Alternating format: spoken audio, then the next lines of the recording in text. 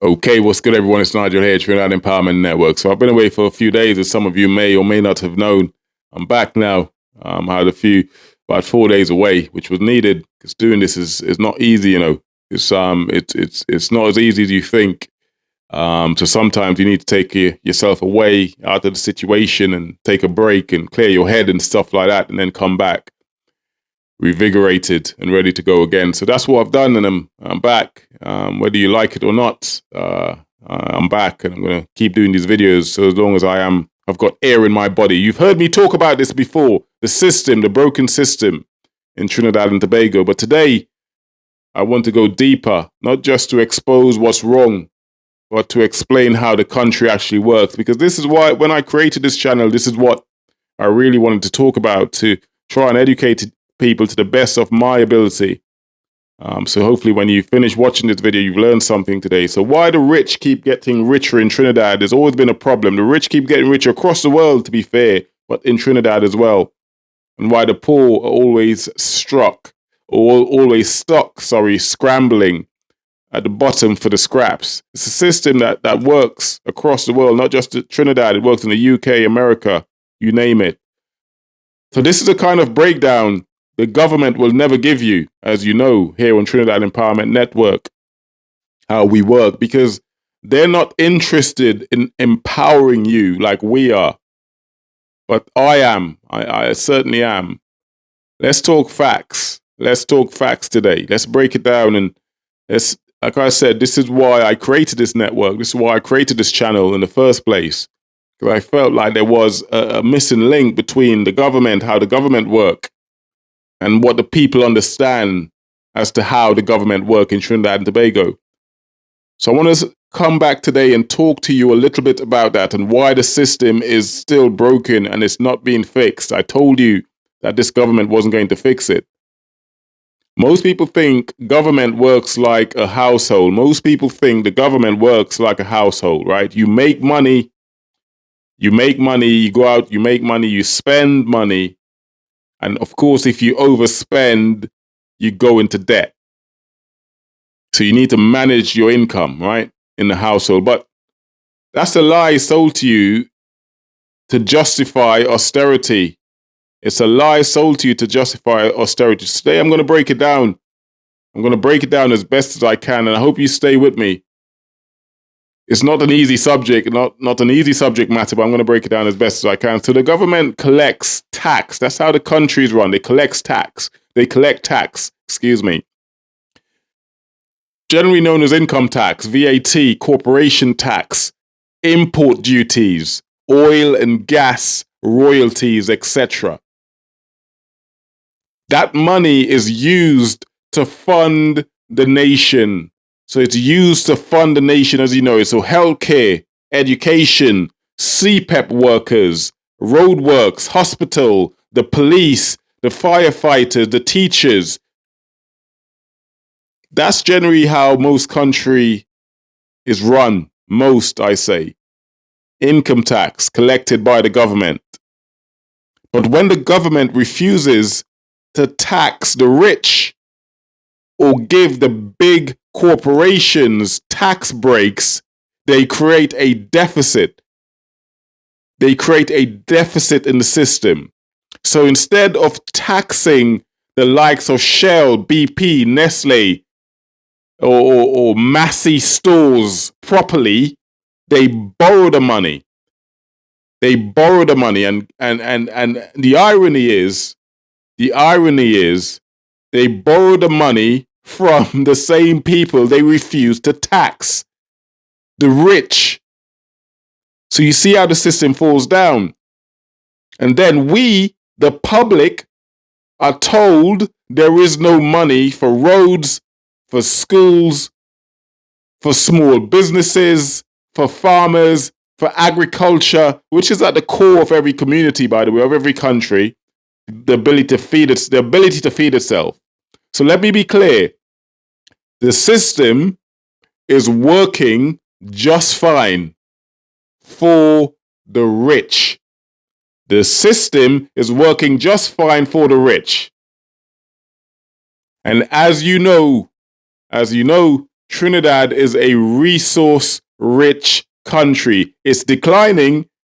Our natural resources is not there forever. Oil and gas is not there forever. Ammonia, methanol is not there forever. But it's still a resource-rich country. And you ask yourself, where does the wealth go? So here's what's happening. Where is the money going? So you have the likes of BP, Shell, etc., Perenco, these massive oil and gas company in Trinidad, right?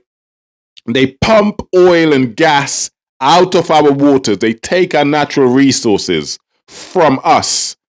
They export it, they process it, and they sell it. And we get just a small royalty percentage, as low as 3% in some cases, as low as 3%.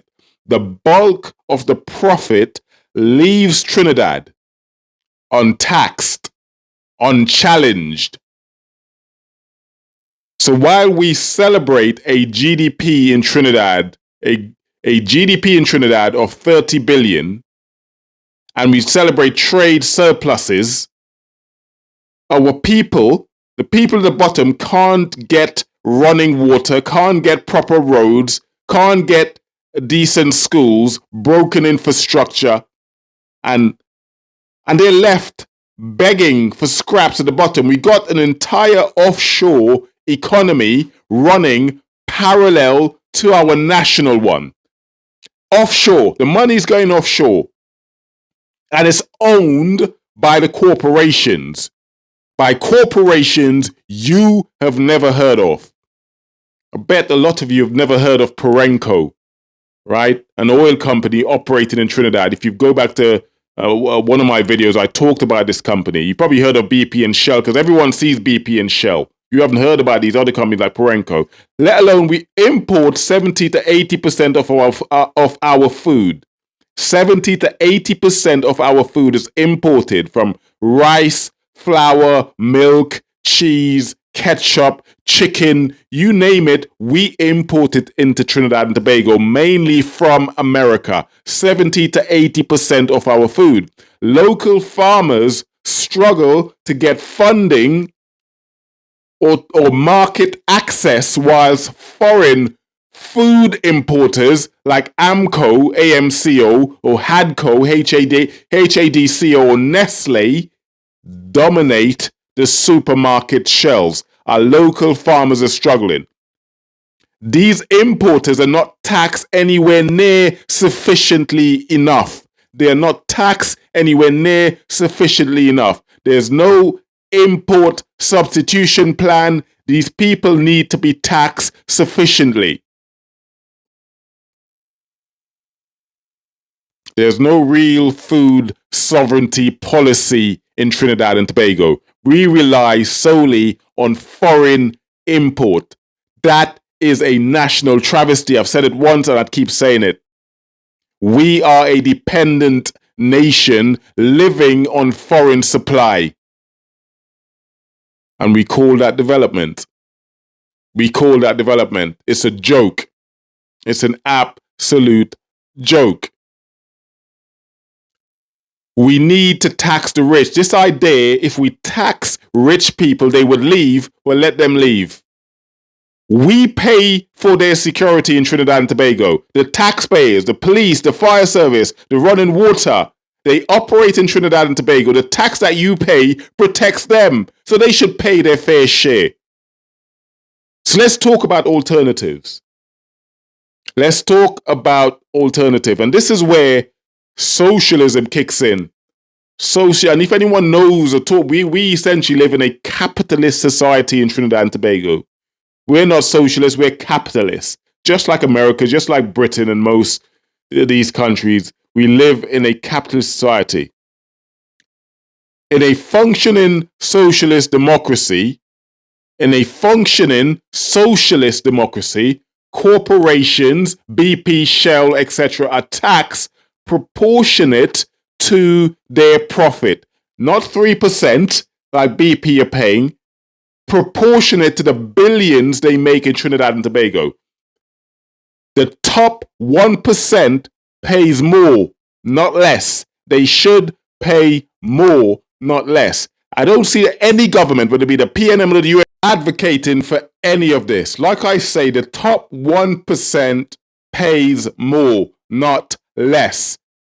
There should be a progressive tax system where the more you earn, the more you pay. There should be no loopholes, no offshore tax havens that these people could go to. The idea that if you tax these people more, they would leave and go to where?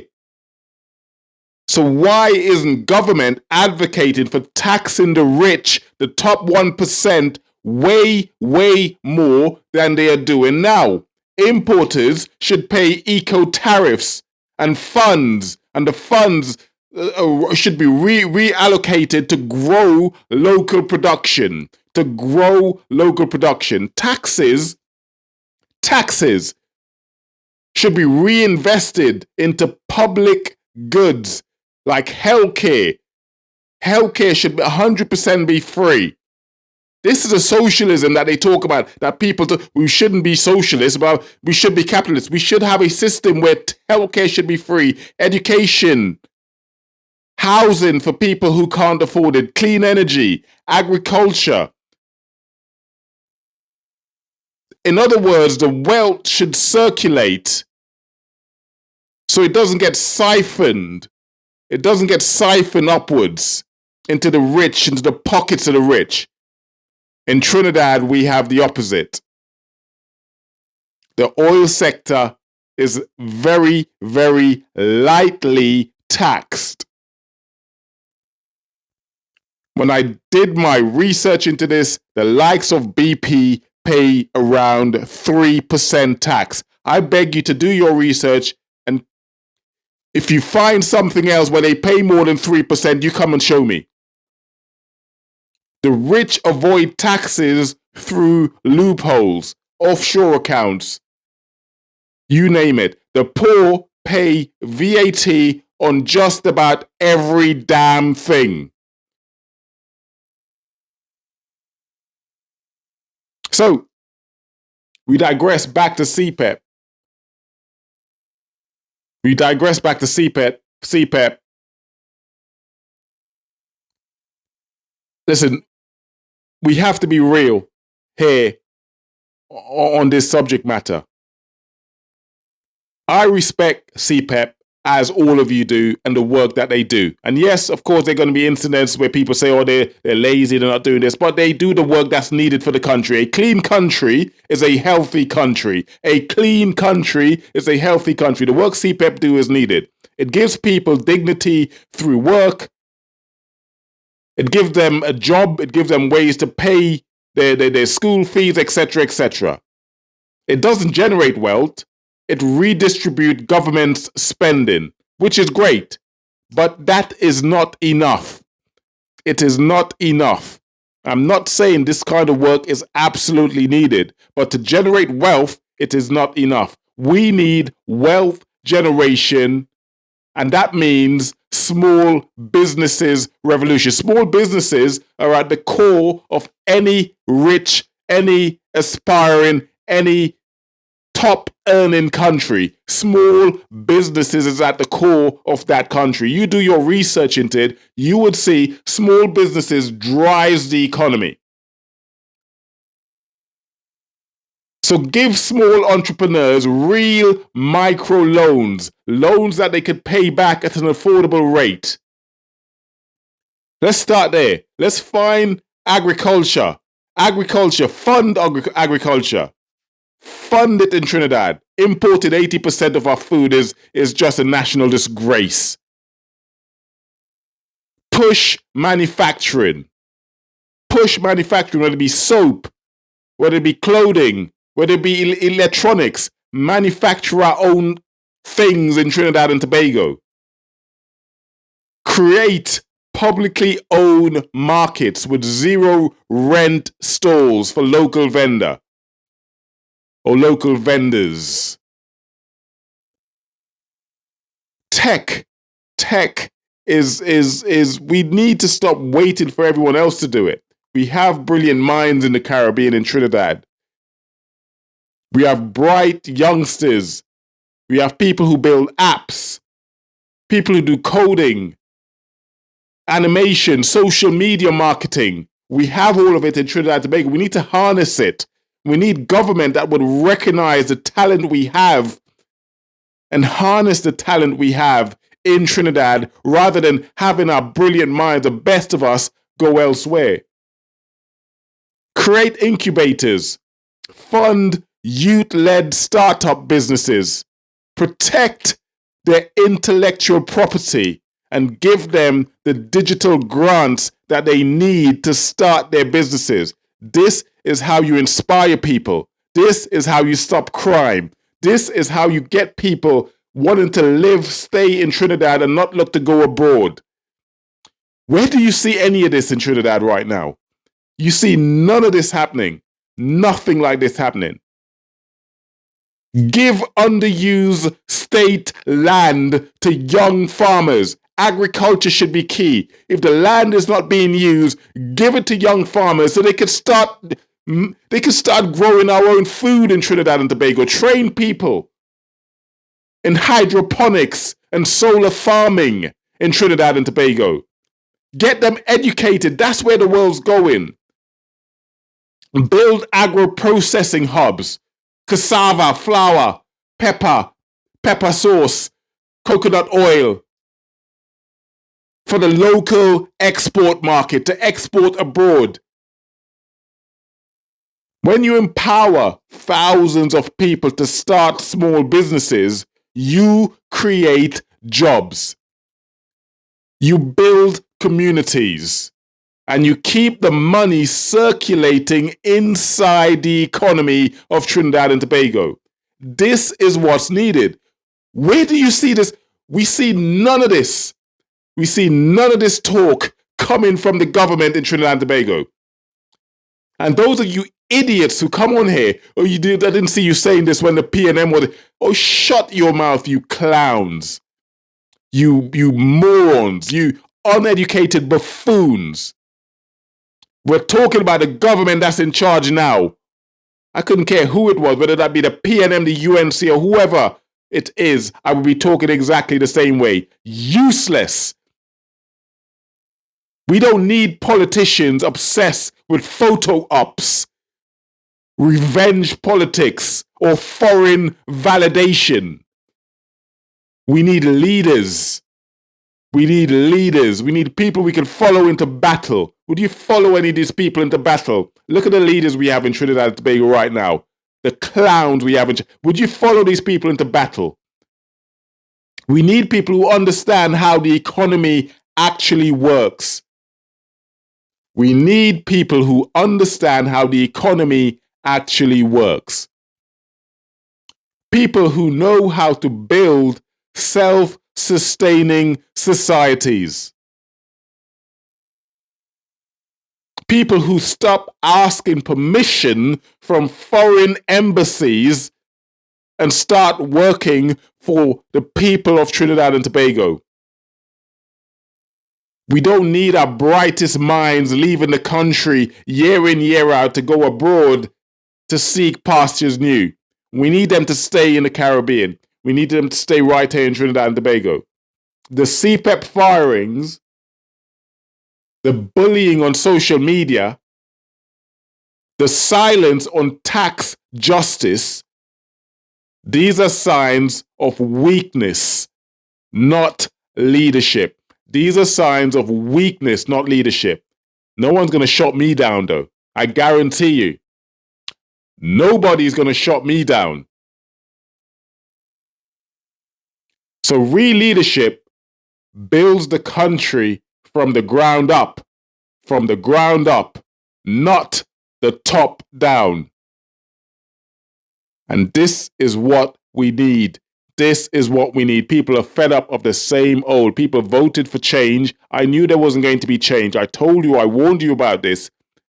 There is not going to be any substantive change, the change that you require, the change that you so desire. the change that you so need in Trinidad and Tobago, you're not going to get it from this government. So here's the deal. I'm going to keep breaking down this system piece by piece until enough of us understand the game that's being played. If you are tired of being played, stay locked in. Stay locked in. This is Trinidad Empowerment Network. And we will not stay silent.